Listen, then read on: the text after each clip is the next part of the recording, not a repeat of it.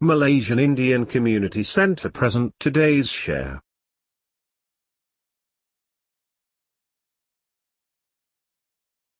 If science was a religion, one would be immediately tempted to be converted into it after listening to Dr. Mahaletchumy Arujanan talk about it. Such is her interest and passion for the subject, that one wouldn't guess that becoming a scientist wasn't her childhood ambition to begin with. Astro Ulagam recently caught up with Mahaletchumy, better known as Maha, the executive director of Malaysian Biotechnology Information Center, MABIC. According to her, her childhood dream was to become a lawyer, but she took up science stream after her Form 3 examinations, SRP then, upon the persuasion of her father, who was a Tamil school teacher. She eventually fell in love with science when she was in Form 5 and 6. This may sound biased, but I would go as far as to say that science is what God has created.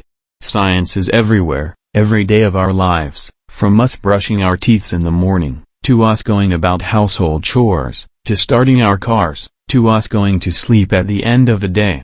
As the Tamil saying goes, Katradu Kaimanalavu, Kaladadu Ulagalavu, which roughly translates into what is known as a drop, what is unknown as an ocean. The deeper we go into science, the more one will find that he or she does not know enough, she said.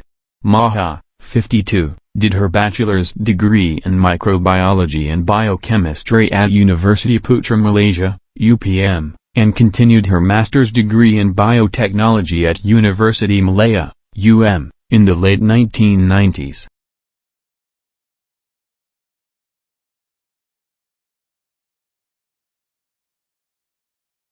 The wonders of science communication. Simply put, science communication is delivering science, which is often seen as complicated and jargon-ridden, to the layman, in a form simple enough for them to understand, she said.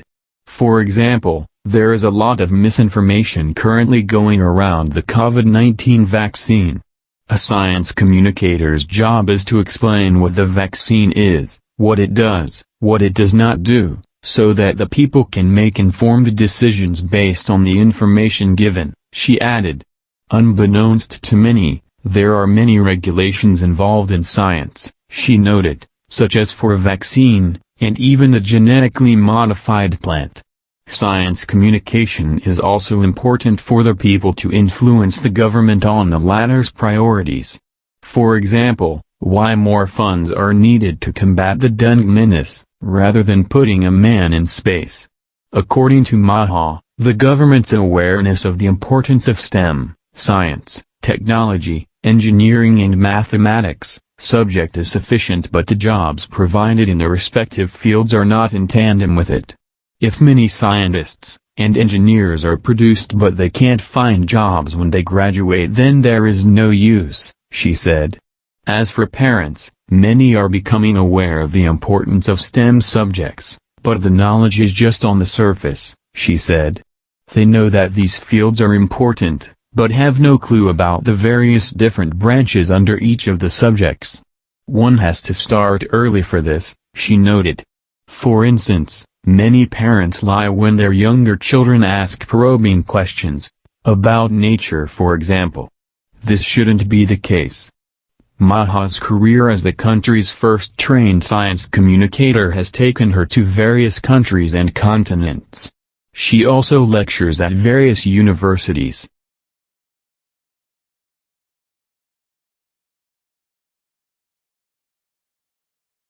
Personally, Maha was lucky to have a family that was very supportive of her career of choice, especially her father.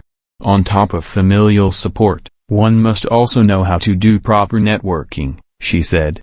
For instance, Maha has had, and still has, good relationships with her former lecturers. When she started to do her PhD, she informed everyone in her network about it, to create a positive pressure on herself.